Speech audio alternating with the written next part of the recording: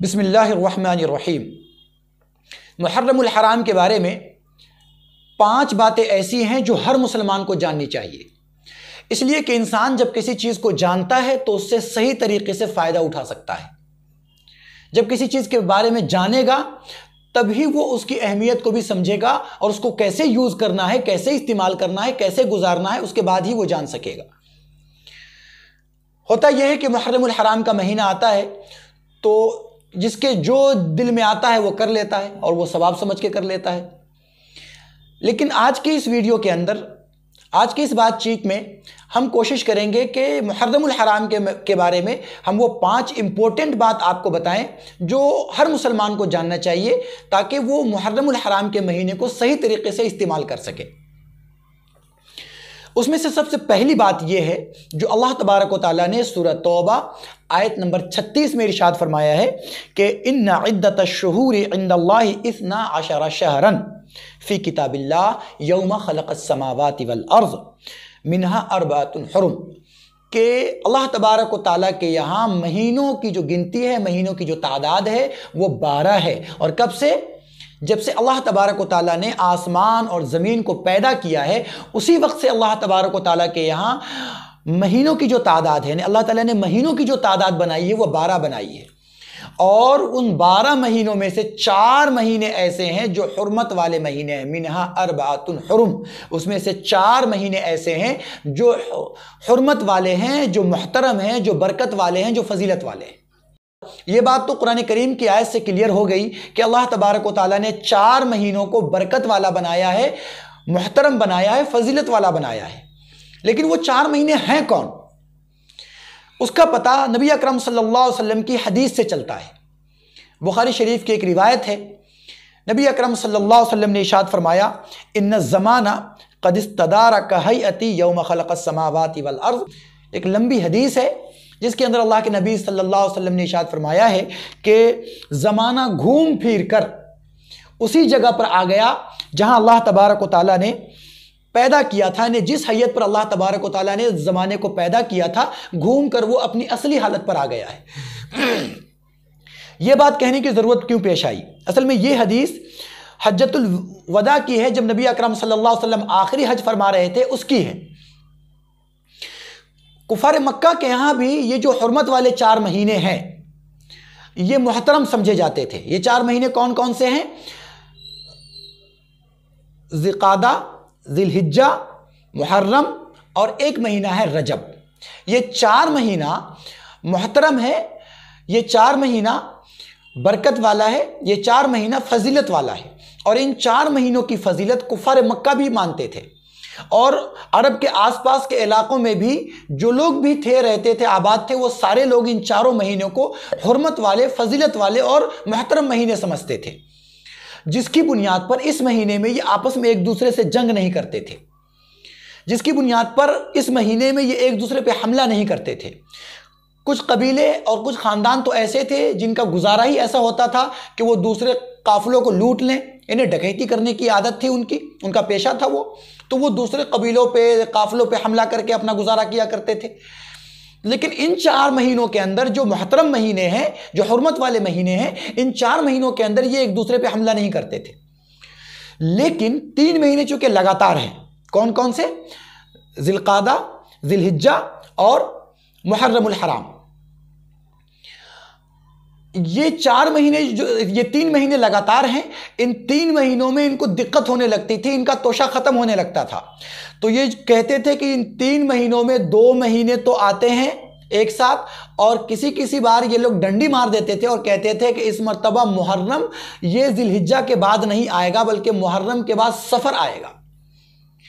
اور 1 مہینے کے بعد محرم آئے گا، یعنی اپنی طرف سے یہ لوگ اس کو نسائی کہتے تھے۔ اس نسائی کا طریقہ اختیار کر کے یہ لوگ کیا کرتے تھے کہ محرم کا مہینہ جو لگاتار آ رہا ہے، حرمت والا مہینہ، اس کو 1 مہینہ ڈیلے کر دیتے تھے، کہتے تھے کہ ابھی محرم نہیں آیا، 1 مہینہ کے بعد محرم آئے گا۔ اللہ کے نبی صلی اللہ علیہ وسلم نے جس سال حجۃ الوداع فرمایا اس سال آپ صلی اللہ علیہ وسلم نے ارشاد فرمایا کہ زمانہ گھوم کر اپنی اصلی حالت پر آ گیا ہے، یعنی اللہ تبارک و تعالیٰ نے مہینوں کو جس ترتیب سے کیا ہے پیدا، اسی ترتیب سے آج بھی ہے، اور آج کسی کی جرأت نہیں کہ وہ نسائی کا طریقہ اختیار کر کے یہ کہہ دے کہ اب محرم الحرام کا مہینہ 1 مہینے کے بعد آئے گا۔ تو یہ 4 مہینے حرمت والے ہیں۔ جب یہ بات کلیئر ہو گئی کہ یہ 4 مہینے حرمت والے ہیں، یہ 4 مہینے محترم ہیں، برکت والے ہیں، تو پھر اس میں کرنا کیا چاہیے؟ اس کا اشارہ میں نے جو قرآن کریم کی آیت پڑھی، یعنی سورہ توبہ کی آیت نمبر 36، اسی کے اندر اللہ تبارک و تعالیٰ نے اشارہ دیا ہے کہ ان مہینوں میں کرنا کیا چاہیے۔ اللہ تبارک و تعالیٰ نے ارشاد فرمایا کہ فَلَا تَظْلِمُوا فِيهِنَّ أَنفُسَكُمْ، کہ ان مہینوں میں اپنے آپ پہ ظلم نہ کرو۔ ظلم نہ کرنے کا مطلب یہ ہے کہ اس مہینے میں اللہ کی نافرمانی نہ کرو، گناہ نہ کرو، کیونکہ یہ محترم مہینے ہیں، حرمت والے مہینے ہیں۔ اگر ان مہینوں میں گناہ کرو گے تو اس کی پکڑ زیادہ ہوگی، اس کی جو سزا ہوگی وہ زیادہ سخت ہوگی۔ اس کا یہ مطلب نہیں ہے کہ ان مہینوں میں اپنے آپ پہ ظلم نہ کرو، گناہ نہ کرو۔ اس کا مطلب یہ نہیں ہے کہ دوسرے مہینے میں کر سکتے ہیں گناہ، اس کا یہ مطلب بالکل نہیں ہے۔ یہ اس کو ایسے سمجھیں کہ جس طریقے سے جھوٹ بولنا غلط ہے، اور کبھی بھی جھوٹ بولنا غلط ہے، لیکن اگر کوئی بندہ مسجد میں جھوٹ بولے تو ہم بھی کہتے ہیں کیا بھائی مسجد میں جھوٹ بول رہے ہو، تم اسے منع کرتے ہیں۔ اس کا یہ مطلب نہیں ہے کہ مسجد میں جھوٹ نہ مت بولو، باہر جا کے جھوٹ بولو، نہیں، جھوٹ تو برا ہے ہی، لیکن مسجد میں ہو تو اس کی سنگینی اور بڑھ جاتی ہے، اس کا جرم اور بڑھ جاتا ہے۔ جھوٹ بولنا گناہ ہے، لیکن کوئی خانہ کعبہ میں جھوٹ بولے، کوئی مسجد حرام میں، کوئی مسجد نبوی میں جھوٹ بولے تو یہ اور بڑا گناہ ہے۔ تو ایسے ہی اللہ کی نافرمانی کرنا یہ تو برا ہے ہی، یہ تو گناہ ہے ہی، لیکن ان 4 حرمت والے مہینوں میں، یہ 4 محترم مہینوں میں، فضیلت والے مہینوں میں گناہ کرنا یہ اللہ کے نزدیک اور زیادہ برا ہے، اس کی سنگینی اور بڑھ جاتی ہے، اس کا جرم اور زیادہ سنگین ہو جاتا ہے۔ تو اللہ تبارک و تعالیٰ نے فرمایا کہ فَلَا تَظْلِمُوا فِيهِنَّ أَنفُسَكُمْ، کہ ان مہینوں میں اپنے جانوں پہ ظلم نہ کرو، یعنی اللہ تعالیٰ کی نافرمانی ان مہینوں میں نہ کرو، اس لیے کہ اس مہینے میں اگر اللہ کی نافرمانی کرو گے تو اللہ کے ہاں پکڑ اس کی زیادہ ہوگی اور زیادہ سخت عذاب میں گرفتار کیے جاؤ گے۔ تو یہ جو مہینہ ہے یہ گناہوں سے بچنے کا مہینہ ہے۔ جب بندہ گناہ سے بچے گا تو پھر کام کیا کرے گا؟ کام پھر نیکی کا کرے گا۔ اور یہی بات اس کی دوسری فضیلت کے اندر ہے کہ اللہ تبارک و تعالیٰ نے اس مہینے کو اپنا مہینہ قرار دیا، یعنی اس مہینے کی جو دوسری فضیلت ہے وہ یہ ہے کہ کسی بھی مہینے کو اللہ تبارک و تعالیٰ نے یہ نہیں کہا کہ یہ مہینہ میرا مہینہ ہے، لیکن محرم الحرام کے بارے میں اللہ کے نبی صلی اللہ علیہ وسلم نے کہا کہ یہ مہینہ اللہ تبارک و تعالیٰ کا مہینہ ہے۔ یہ تو تمام مہینے اللہ کے ہیں، تمام دن اللہ کا ہے، تمام کائنات اللہ کی ہے، لیکن اللہ تبارک و تعالیٰ جب کسی کی اہمیت بتانا چاہتا ہے، فضیلت بتانا چاہتا ہے تو اس کی نسبت اپنی طرف کر دیتا ہے۔ جیسے تمام مسجد اللہ کی ہے، لیکن اللہ تبارک و تعالیٰ نے خانہ کعبہ کو بیت اللہ کہا، یعنی اللہ کا گھر کہا۔ تو ظاہر بات ہے کہ بیت اللہ کی جو عظمت ہے وہ آپ لوگ جانتے ہیں کہ پوری کائنات سے لوگ اس کا طواف کرنے کے لیے جاتے ہیں، اور وہاں کی ایک نیکی باہر کے 1 لاکھ نیکی کے برابر ہے۔ تو جس چیز کی نسبت اللہ تبارک و تعالیٰ اپنی طرف کر دیتا ہے اس کی اہمیت بڑھ جاتی ہے۔ اللہ کے نبی صلی اللہ علیہ وسلم نے حدیث کے اندر ارشاد فرمایا کہ یہ مہینہ اللہ کا مہینہ ہے۔ صیام الشہر اللہ المحرم کہا تھا ایک موقع پر اللہ کے نبی صلی اللہ علیہ وسلم نے کہ یہ جو محرم ہے یہ اللہ تبارک و تعالیٰ کا مہینہ ہے۔ تو پہلی فضیلت یہ ہے اس مہینے کی کہ یہ مہینہ 4 محترم مہینوں میں شامل ہے، 4 حرمت والے مہینوں میں شامل ہے۔ اور دوسری فضیلت یہ ہے کہ یہ مہینہ اللہ تبارک و تعالیٰ کا مہینہ ہے۔ اللہ تبارک و تعالیٰ نے اس کی نسبت اپنی طرف کی ہے، یعنی اللہ کے نبی صلی اللہ علیہ وسلم نے اس مہینے کی نسبت اللہ تبارک و تعالیٰ کی طرف کی ہے۔ تیسری فضیلت یہ ہے کہ اللہ تبارک و تعالیٰ نے اسی مہینے میں عاشورہ رکھا ہے، یعنی محرم کے 10 تاریخ کو عاشورہ کا دن کہتے ہیں، اور عاشورہ کی فضیلت یہ بہت عام ہے۔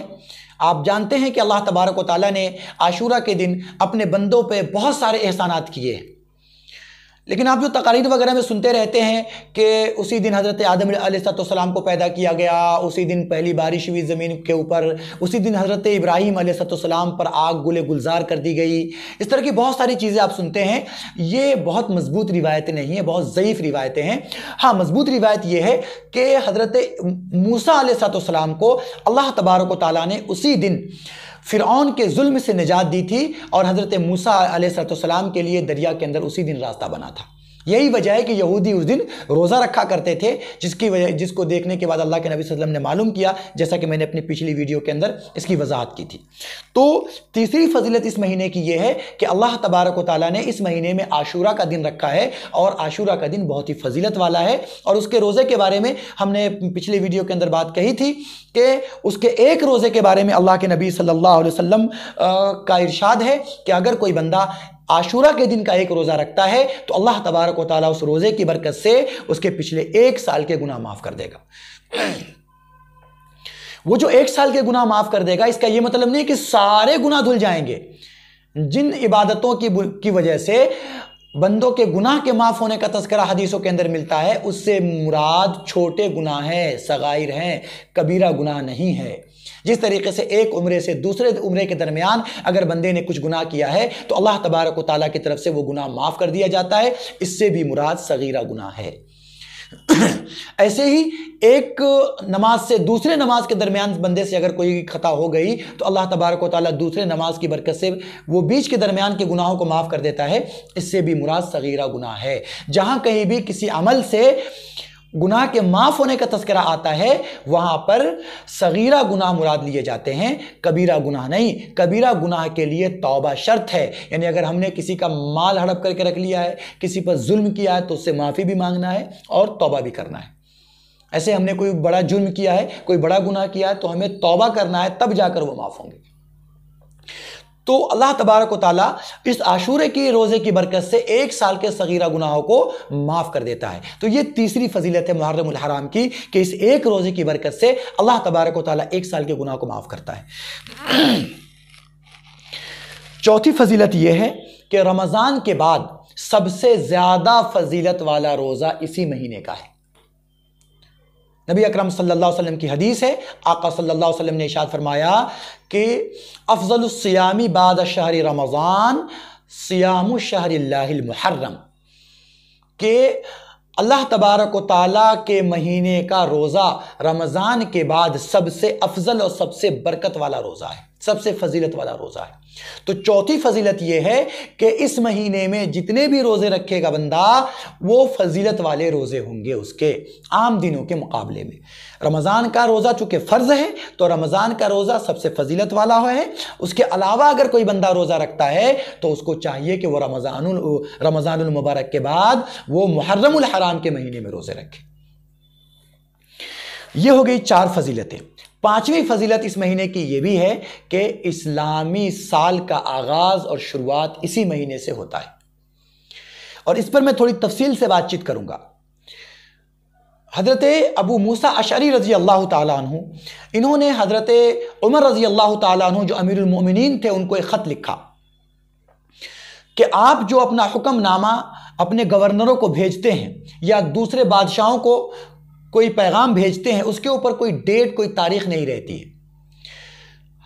मेरा मशवरा यह है कि आप कोई तारीख मुतय्यन करें ताकि उससे दूसरे लोगों को फ़ायदा हो, ये मालूम हो सके कि आपका हुक्मनामा किस डेट को चला, किस तारीख को चला, किस तारीख को पहुंचा, जो हुक्म आपने दिया है उसका निफाज किस तारीख से होना है, लागू कौन से तारीख से होना है। इन सारी चीज़ों का पता होगा। उसके साथ साथ इसको रिकॉर्ड में रखने में भी आसानी होगी ताकि आने वाले लोगों को उससे फ़ायदा हो सके, आने वाले लोग उसका फ़ायदा उठा सके। हज़रत उमर रज़ी अल्लाह ताला अन्हु को ये बात पसंद आई।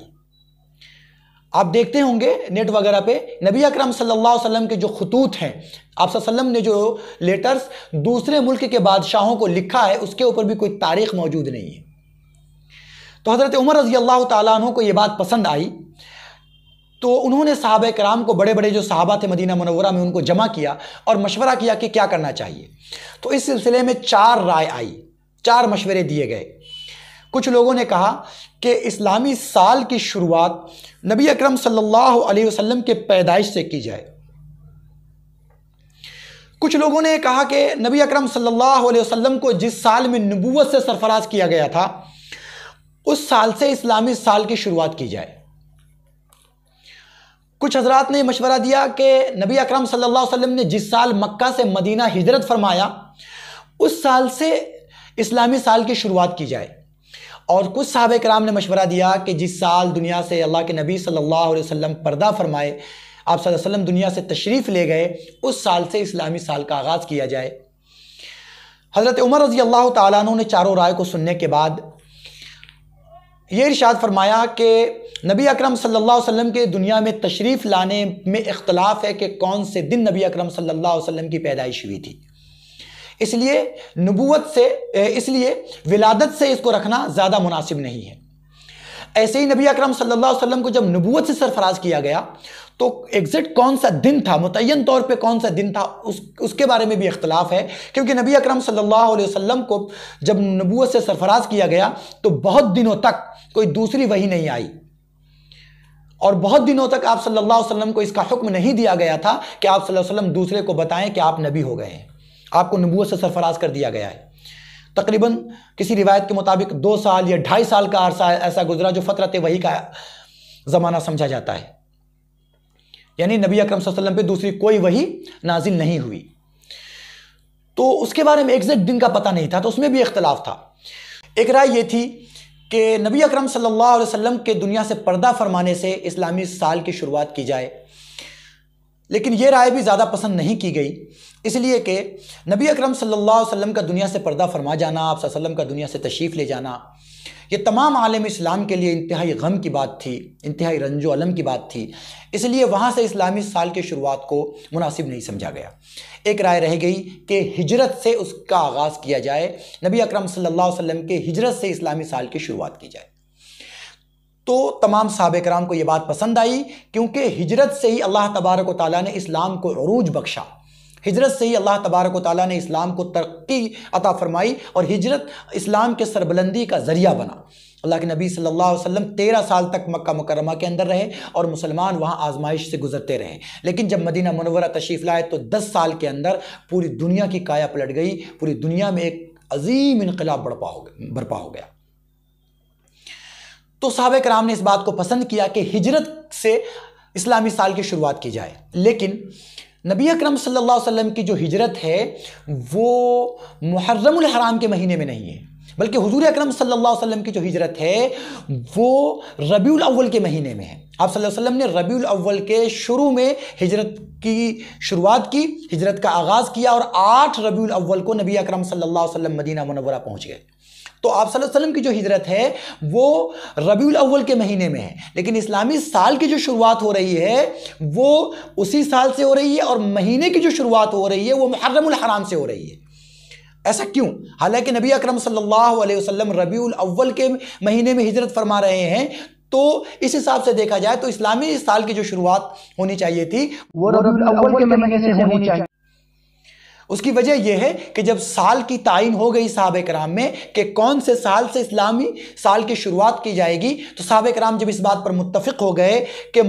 کہ جس سال نبی اکرم صلی اللہ علیہ وسلم مکہ مکرمہ سے ہجرت کر کے مدینہ تشریف لائے تھے اس سال سے اسلامی سال کی شروعات ہوگی۔ اس کے بعد اب اگلی بات آئی کہ کون سا مہینہ پہلا مہینہ سمجھا جائے گا، اسلامی سال کا پہلا مہینہ کون سا مہینہ قرار دیا جائے۔ اب اس پر مشورہ شروع ہوا، تو اس کے بارے میں بھی 4 رائے آئی۔ پہلی رائے تھی کہ رجب کو پہلا مہینہ قرار دیا جائے، دوسری رائے تھی کہ رمضان المبارک کا مہینہ چونکہ بہت فضیلت والا مہینہ ہے تو رمضان المبارک کو اسلامی سال کا پہلا مہینہ قرار دیا جائے، تیسری رائے یہ تھی کہ ربیع الاول کو، چونکہ نبی اکرم صلی اللہ علیہ وسلم ہجرت کر کے ربیع الاول میں مکہ سے مدینہ تشریف لائے تھے، تو ربیع الاول کو اسلامی سال کا پہلا مہینہ قرار دیا جائے، اور چوتھی رائے یہ تھی کہ محرم الحرام کو اسلامی سال کا پہلا مہینہ قرار دیا جائے۔ ان 4 رائے آنے کے بعد صحابہ کرام نے اس پر بات چیت شروع کی، اور اس کے بعد یہ بات سامنے آئی کہ چونکہ نبی اکرم صلی اللہ علیہ وسلم کے وقت میں بھی اور آپ صلی اللہ علیہ وسلم کے پہلے سے بھی جو سال کی شروعات ہو رہی تھی، اور آپ صلی اللہ علیہ وسلم کے جو آباء و اجداد تھے اس کے وقت سے بھی جو سال کی شروعات ہو رہی تھی وہ سال کی شروعات محرم الحرام کے مہینے سے ہو رہی تھی۔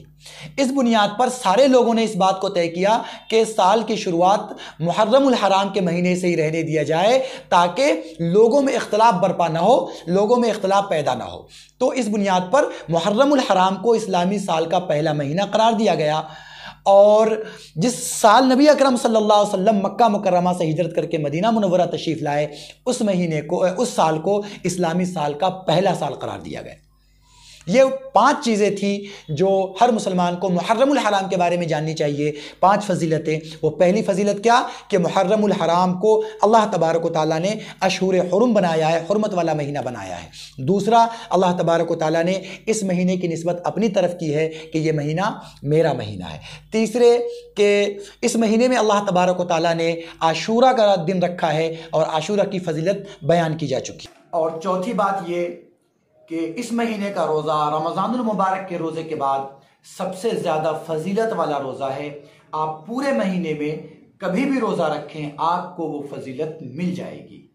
اور 5ویں بات یہ کہ اسی مہینے سے اسلامی سال کی شروعات ہوتی ہے۔ کہا کہ قرآن کریم کے اندر اللہ تعالیٰ نے خود ہی اشارہ دیا ہے کہ یہ چونکہ اسلامی سال کا پہلا مہینہ بھی ہے، فضیلت والا مہینہ بھی ہے، عاشورہ بھی اسی مہینے میں ہے اور یہ اشہر حرم بھی ہے، لہٰذا اس مہینے میں زیادہ سے زیادہ نیکی کرنی چاہیے اور گناہوں سے بچ کر اپنے آپ پر ظلم کرنے سے بچنا چاہیے، اللہ کی پکڑ سے بچنا چاہیے۔ اللہ تبارک و تعالیٰ ہم سب لوگوں کو ان تمام چیزوں کو جان کر اس پر صحیح طریقے سے عمل کرنے کی توفیق عطا فرمائے اور محرم الحرام سے پورا فائدہ اٹھانے کی توفیق عطا فرمائے۔